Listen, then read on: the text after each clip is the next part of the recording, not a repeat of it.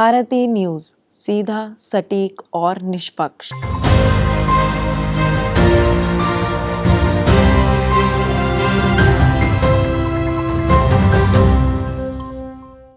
बेटी, बहू और माँ होती है।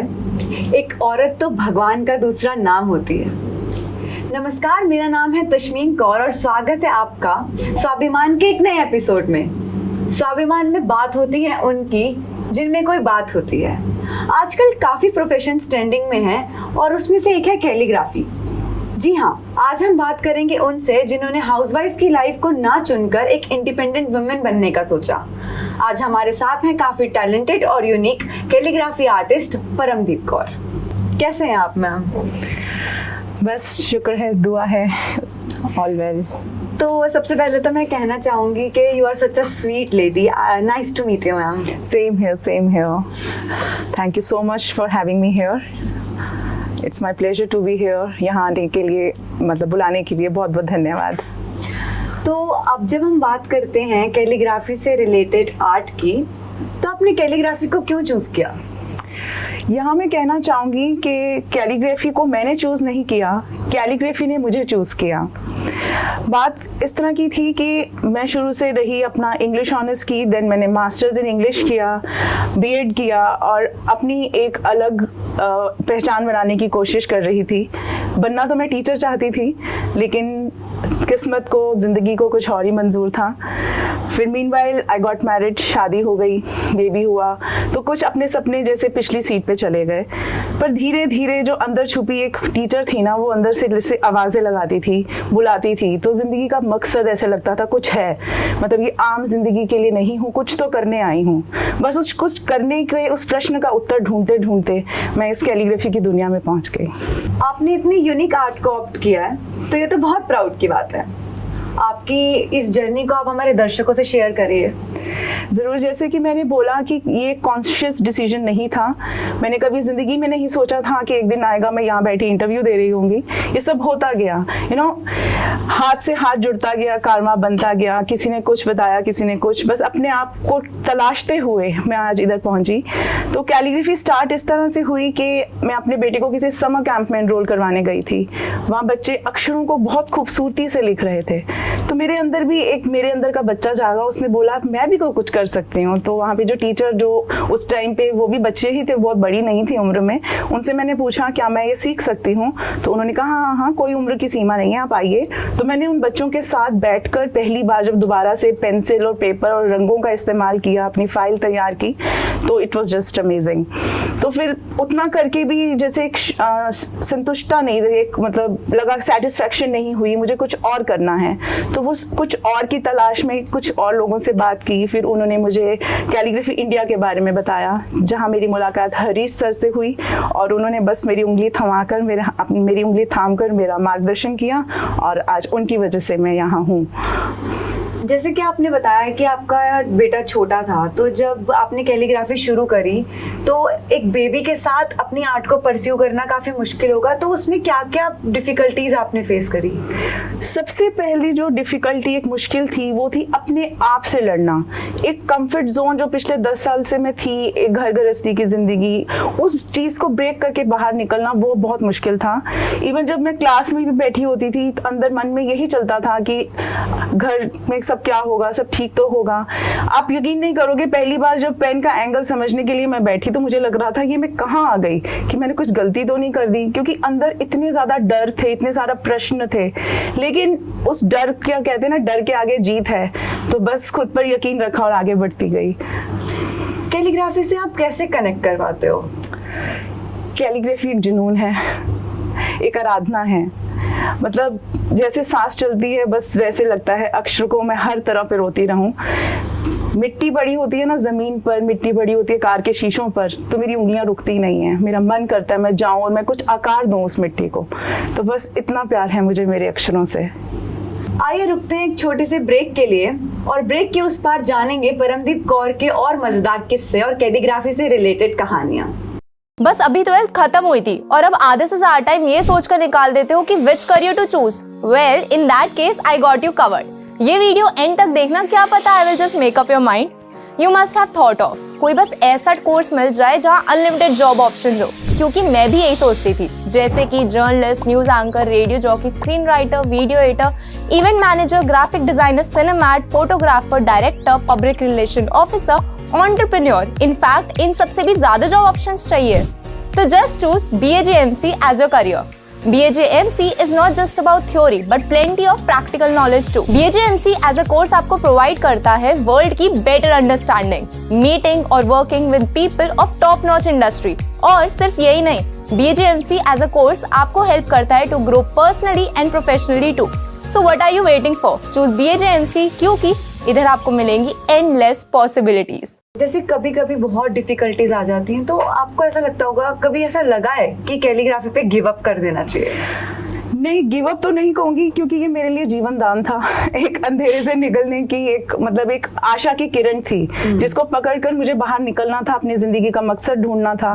तो गिव अप तो करने की कभी कोशिश या मन में विचार नहीं आया, बट बहुत बार होता ना, एक हम क्रिएटिव एक वो फेस आता है जब हमारे में कि हमें कुछ समझ ही नहीं आ रहा होता, कोई विजन नहीं आ रहा होता, बहुत कठिनाइयाँ होती हैं। और स्टार्टिंग में लगता है कैलीग्राफी एक बहुत बड़ी अम्ब्रेला टर्म है। उस टाइम तो ना ये पता चलता है कि पेन कौन सा है, पेपर कौन सा है, तो इतने सारे प्रश्नों का उत्तर ढूंढना। यहाँ पर एक अच्छा मेंटोर जो होता है वो बहुत हेल्पफुल होता है। जैसे कई लोग कहते हैं हम तो यूट्यूब पे सीख लेते हैं, तो वो मेरे हिसाब से ठीक नहीं है, क्योंकि यूट्यूब पे वो कोई आपको अपना अनुभव नहीं बताता। जो हम एक सामने बैठे शिक्षक से, एक मेंटर, एक गुरु से सीखते हैं, वो हम शायद यूट्यूब पे उतना नहीं ग्रहण कर पाते। तो गिव अप करने का विचार तो नहीं आया, लेकिन हाँ, अप्स एंड डाउन्स इस जर्नी के पार्ट रहे हैं। तो यहाँ मेरी फैमिली ने मुझे बहुत सपोर्ट किया। कभी अगर मैं रुकी भी हूँ तो मेरे हस्बैंड हैं जिन्होंने मुझसे ज़्यादा यकीन दिखाया।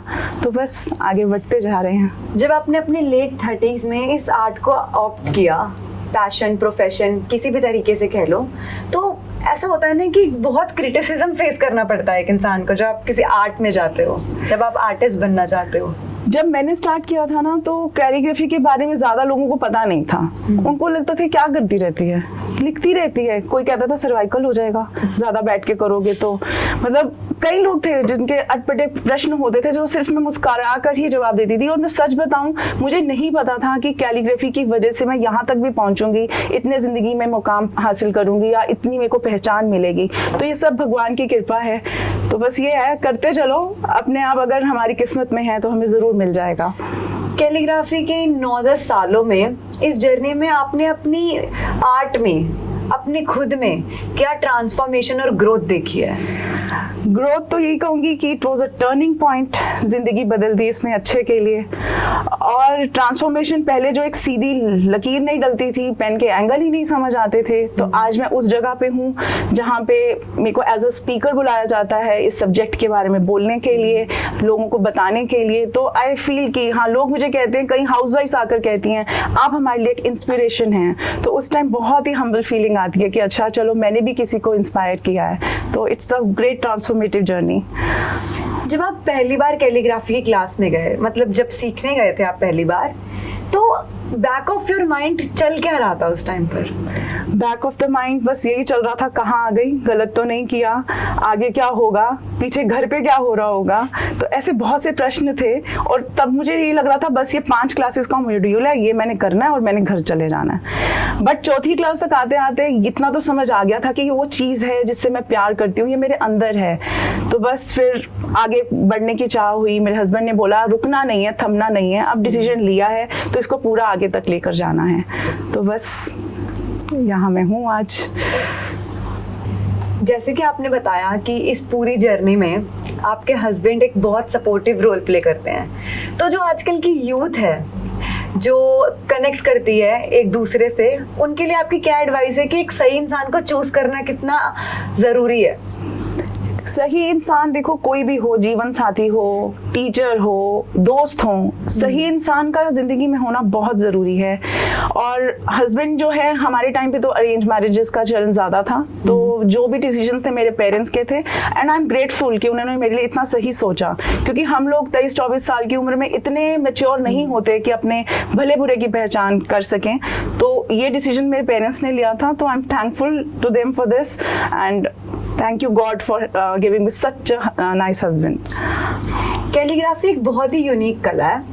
पुराने ज़माने में शायद लोगों को इसके बारे में इतना नहीं पता होगा, पर जो हमारी न्यू जनरेशन है, जिसे हम जेन ज़ी कहते हैं, उन लोगों को इस आर्ट का बहुत क्रेज़ है।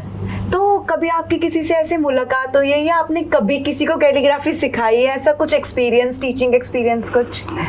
जी ज़रूर। पहले तो कहना चाहूँगी कैलीग्राफी बहुत ही पुरातन कला है। हमारे जो जितने भी पुराने वेदास हैं, कुछ भी हैं, इवन हमारे जो 6 स्कल्पचर्स हैं, सब हाथ से लिखे गए हैं। तो पुराने टाइम में प्रिंटिंग नहीं थी, तो इसलिए कैलीग्राफी का बहुत चलन था। और उस टाइम के लोग जो खुद ही कागज़ भी खुद बनाते थे, स्याही भी खुद बनाते थे, तो उनकी जर्नी तो हम लोगों से बहुत अलग थी। लेकिन आजकल के इस टेक्नो वर्ल्ड में जहाँ टाइपिंग है, चैटिंग है, लोग पेपर और पेन का इस्तेमाल ही नहीं करना चाहते। तो एज अ कैलीग्राफी आर्टिस्ट मैं सबको कहना चाहूँगी, एक बार फिर से कागज़ कलम उठाइए, लिखिए। हमारे अंदर इतना कुछ है जो अगर हम कभी सामने नहीं लाएंगे तो अंदर ही रह जाएगा। क्योंकि एज ह्यूमन बींग्स ना हमें भगवान ने एक पावर दी है एक्सप्रेस करने की। हम बोल के अपने आप को एक्सप्रेस करते हैं, हम लिख के अपने आप को, लेकिन जब हम कैलीग्राफी के द्वारा अपने आप को एक्सप्रेस करते हैं तो वो उसके साथ हमारे इमोशंस भी जुड़ते हैं। तो calligraphy is a very unique art. आज के इस टाइम पे मैं सच में सबसे दरख्वास्त करूँगी कि अपने इन टूल्स को, इन गैजेट्स को थोड़ा पीछे रखिए, क्योंकि हमसे बहुत कुछ छीन भी रहे हैं। अगर हमें कुछ दे रहे हैं तो छीन भी बहुत कुछ रहे हैं। अगर हम कागज़ कलम के साथ प्यार छोड़ देंगे ना, तो आने वाले कुछ सालों में जो आने वाले बच्चे होंगे उनको ये बताना पड़ेगा ये पेंसिल है, ये पेन है। तो प्लीज उस समय को आने से पहले हमें थमना चाहिए, रुकना चाहिए और अपने पुरातन समय में एक बार मुड़कर जरूर देखना चाहिए। एज वी नो कि आप फ्रीलांस वर्किंग करते हैं, आप लोगों के ऑर्डर्स पे, क्लाइंट्स के ऑर्डर्स पे अलग अलग फ्रेम्स बनाते हैं। तो ऐसा होता होगा कभी किसी क्लाइंट ने आपको बोला कि ये ऑर्डर है और फिर आपको थोड़ा इरिटेशन या कुछ ऐसा होता होगा कि नहीं मुझे नहीं करना है, ऐसा कुछ एक्सपीरियंस, कुछ फनी एक्सपीरियंस? ये बहुत अच्छा क्वेश्चन आपने पूछा है, क्योंकि तकरीबन लोगों को लगता है लिखना ही तो है। अगर कोई चार्जेस पूछे, हम बोलते हैं इतना है, अरे लिखना ही तो है, अरे तो आप लिख लीजिए। इट्स नॉट ईजी, ये बहुत साधना है, एक बहुत मेहनत से मैं इस जगह पर पहुंची हूँ। अभी जैसे है ना, कई बार होता है कि एक आर्टिस्ट थे, उनको किसी ने बोला स्केच बना दीजिए, तो उन्होंने 10 मिनट में वो स्केच बना दिया। तो उन्होंने कहा 30,000 रुपया। उन्होंने कहा 30,000 इस 10 मिनट के? कहते मैंने 30 साल लगाए हैं कि मैं इस काम को 10 मिनट में खत्म कर सकूं, तो आप मुझे मेरे 10 मिनट के लिए मुझे पे नहीं कर रहे, उस 30 साल की साधना के लिए मुझे पे कर रहे हो। तो मतलब एक जरा सा आपने लिखते हुए देखा है, लेकिन उस लिखते के पीछे जो मेहनत की गई है, जो थॉट प्रोसेस था, जो प्लानिंग थी, रफ ड्राफ्ट थे, वो सामने फाइनल प्रोडक्ट में नजर नहीं आते। तो इस मंच के माध्यम से यही कहना चाहूंगी, कोई भी आर्टिस्ट हो, प्लीज उसकी कला का सम्मान जरूर करिए। अपनी कला के बारे में, अपनी आर्ट के बारे में मैं चाहूंगी कि आप हमारे दर्शकों को कुछ 2 शब्द कहें। मैं बस यही कहना चाहूंगी, मेरे लिए मेरे शब्द इबादत हैं, साधना है। तेरी इबादत से मिली है मेरी रूह को शोहरत, तेरी इबादत से मिली है मेरी रूह को शोहरत। मेरा जिक्र ही कहाँ था तेरी रहमतों से पहले, मेरा जिक्र ही कहाँ था तेरी रहमतों से पहले। मेरे अक्षर मेरी इबादत, मेरे अक्षर मेरी इबादत। Thank you so much Paramdeep, आपका हमारे शो पे आने के लिए, और थैंक यू सो मच हमारे व्यूअर्स का स्वाभिमान को इतना प्यार देने के लिए। अभी के लिए आपसे अलविदा लेती हूँ, फिर मिलेंगे स्वाभिमान के एक नए एपिसोड में। तब तक के लिए लाइक, कमेंट एंड शेयर करना ना भूलें।